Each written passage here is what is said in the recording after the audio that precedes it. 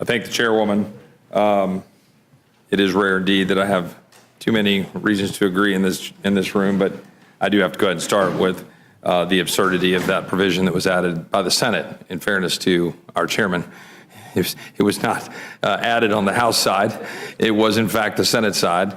It was clearly a mistake and shouldn't have been done. Let's just go ahead and state what it is. It's just an absurd policy. Why would you penalize a state for having a lower error rate and encourage them to have a higher error rate, which I can read the provision to do nothing else. So let's just call balls and strikes here. That was a ball, and it wasn't even close. A couple things here, just to level set for the American people. If I can just go down the line real quick. And none of this is just level setting. We're all here just reacting to what we're reacting to, okay? There's not trying to put anybody on the hot seat or anything else. Can you just tell me whether you've been able to read the Senate bill as it came over from the Senate before testifying here today? Can we just go down the line? Yourself, have you been able to read the Senate bill? Just within the scope of the agriculture requirement title.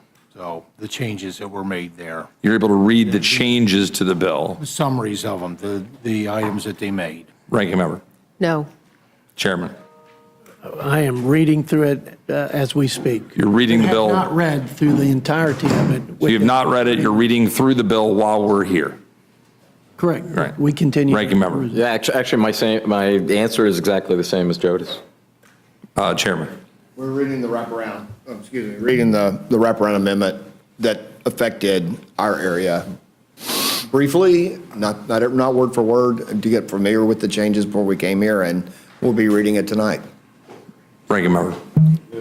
My reaction is the same as Chairman Guthrie. We tried as quickly as possible to get through it, but we only had like an hour before we had to come here. So no, we've not been able to read the whole thing or Chairman Smith. Just to read summaries, particularly relating to our jurisdiction on Ways and Means. Thank you, Ranking Member. Chairman Smith. The tax provisions we've been following throughout the whole process. The bill that was, the language was dropped on Saturday. I'm very well aware of everything that's in that. The wraparound amendment that was a couple hours ago. I know the details of it, but I know the tax provisions. I appreciate that. I don't intend to take a whole lot of time for all of our benefit. It's fairly well documented that I've got strong concerns and reservations about the bill. I do think a couple of questions merit observation. And so I'm going to ask, again, in a non-pointed, as a matter of fact, as I possibly can way, to my friend from Texas,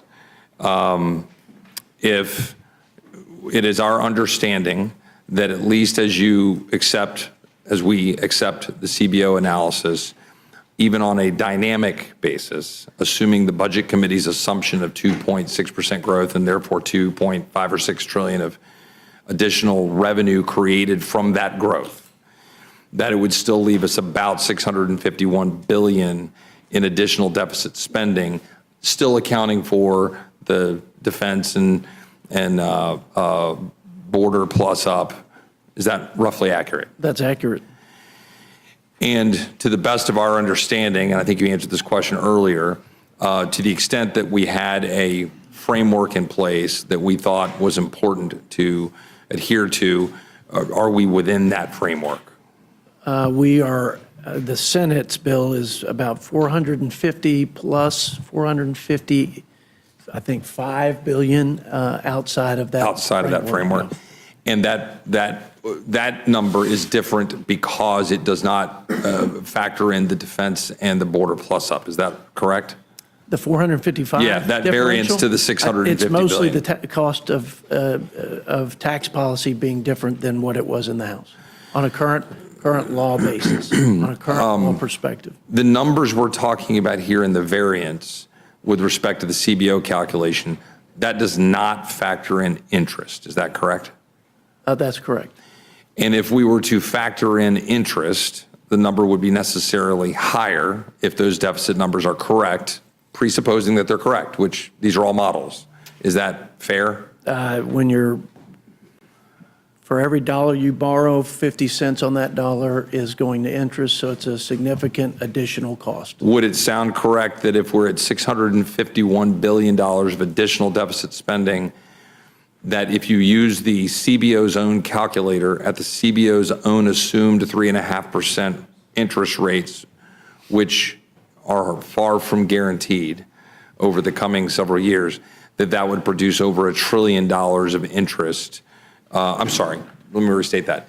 Over $1 trillion total when you take the 651 and then add in interest, that we would be in the $1.2 trillion range. You are in the ballpark. So that is the concern for those out there trying to observe what we're doing about the extent to which there's deficit implications to the legislation that was moved forward from the Senate and sent to us. I think it's important, and I might ask, might have a question here, just for level setting, because there's differences of opinion here in philosophy. My colleagues on the other side of the aisle have opined that, they're trying to mock trickle down and kind of impacted the implications of tax policy. We can have those differences of opinion about where we want dollars to reside. And we believe we want dollars to reside in the pockets of Americans. Whether it's the child tax credit, you can debate the policy, I've got some views on that. Whether it's this doubling of the standard deduction, whether it's the marginal rates, which are lower for people in the lower end of the strata and lower on people at the higher end of the strata, right? We can at least agree to the facts. Those are all true. And that some of those impact people hugely in numbers, people at the lower end of the spectrum. So we're talking about tax rates that are, and tax policies that are helping working class and poorer Americans. We're also talking about tax rates that are, by definition, going to impact and help those at the upper end of the spectrum. You say help. Well, they don't need the dollars to live.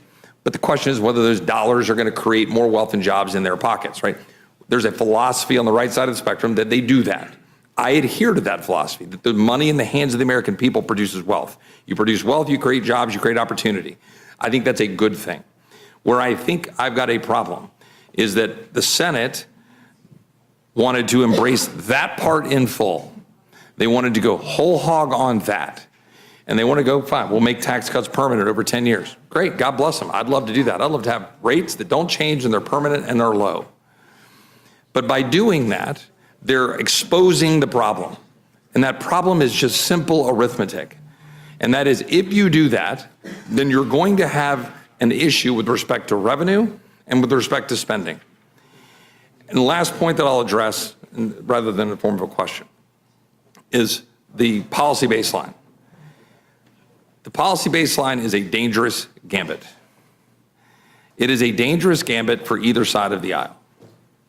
Because to my colleagues on this side of the aisle, please come explain to me, when my colleagues on that side of the aisle are talking about what's going to happen with the Affordable Care Act subsidies, what's going to happen in future policymaking when it comes to things we disagree with, when you just assume what is current policy rather than having us vote on said policy. I've seen a lot of messaging and rhetoric coming from very good friends of mine talking about how it's somehow anathema or accepting leftist dogma to say and to ask the question about a policy baseline about whether or not that is foregoing our responsibility to do the math. You can believe that the current tax rates that are X, whether it's for the lowest bracket or the highest, should stay the same. And I take on face value that many of my colleagues, the administration, and myself included, would like them to stay at that level or even lower. That's my preference. But if you do that, you have to do math. What will be the impact then on revenue? And my colleagues, I think, in the Senate in particular, because God bless the House, at least we created a framework by which we were trying to do dollar for dollar. I realize my colleagues on the other side of the aisle disagreed with that. But I want to give credit to the Budget Committee chairman for trying to hold a line of saying that there ought to at least be a connection, that we ought to at least say, if we're going to do the tax policy, at least do the spending policy. Have the courage and the fortitude to do what you campaign on when you're talking about balancing the dang budget. Don't just talk about it. Don't talk about balanced budget amendments and then go home and say, look at me. I got a balanced budget amendment vote. Did it fail? Yeah. No, it failed, yeah. Is it law? No, right? Man, I got you your tax cuts, but ignore that inflation that is a result of $37 trillion of debt. My colleagues in the Senate failed us. My colleagues in the Senate failed us. They sent us a bill knowingly, using a policy baseline gimmick. They sent it knowingly. And they sent it knowing that it was going to have increased deficits. Last question, I'm sorry, it's for my good friend from Texas, who I don't really want to put on the spot here in a way that's beyond, I think, the core question, but this matters. Regardless of what one thinks about these policies and wanting to be able to have the economic growth, I want the tax cuts to be permanent, I want all this stuff. But is it fair to say that the lion's share of the deficits will be in the first 5 years of the 10-year budget window? Is that fair to say? Yes, that's fair. Is that relatively irrefutably fair to say? It's irrefutable to my knowledge. The only way to refute the idea that in the first 4 to 5 years of the budget window, that we will have significant deficits to the tune of probably close to $2 trillion, $1.8 trillion, even on a dynamic basis, assuming the budget committee's numbers, that you have to make up for it in the tail, in the last 5 years of the budget window. The only way to do that, to the best of my knowledge, is to assume more revenue for tariffs and assume higher growth rates. So I think you have to assume, I haven't done the exact math, 3 to 3.5% growth over 10 years, which I hope we have, and we should aspire to get, and tariff revenue at the rate that we currently are bringing it in or more, which CBO has scored, to CBO's math, 2.8 trillion, I just did that from memory, something like that. So it'd be about 280 billion a year. So you have to assume that tariff revenue and assume, call it 3.5% roughly growth. Then you start to kind of wash out what we're doing in Congress by our choice. Everything we just said, we're leaving essentially administration to go carry out. If I'm characterizing anything incorrectly, does anybody want to challenge what I just said mathematically? With that, I will yield back.